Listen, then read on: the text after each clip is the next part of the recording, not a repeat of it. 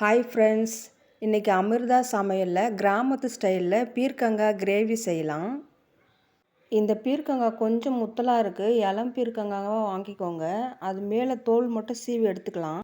இன்றைக்கி பீர்க்கங்காய் குடும்பத்தையே சமைச்சு சாப்பிட போகிறோம். பீர்க்கங்காயில் இருக்கிற தோலெல்லாம் எடுத்தாச்சு. அந்த தோலையும் நான் வேஸ்ட் பண்ண போகிறதில்ல. அதையும் எடுத்து வச்சுருக்கேன் துவையல் அரைக்க.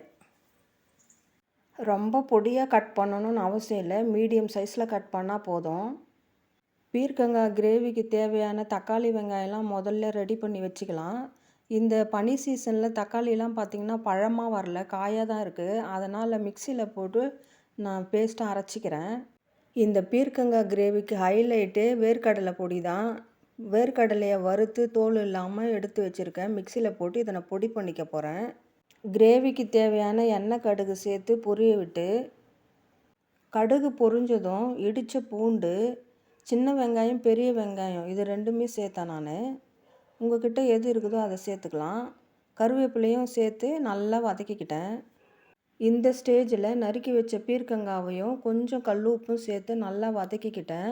இது நல்லா வதங்கின பிறகு தான் நம்ம தக்காளி விழுது சேர்க்கணும். கல் உப்பு சேர்த்து வதக்கினா காய் சீக்கிரமாக வதங்கி நல்லா வெந்து வரும். ஒரு நிமிஷம் மூடி வைக்கிறேன், வதங்கட்டும்.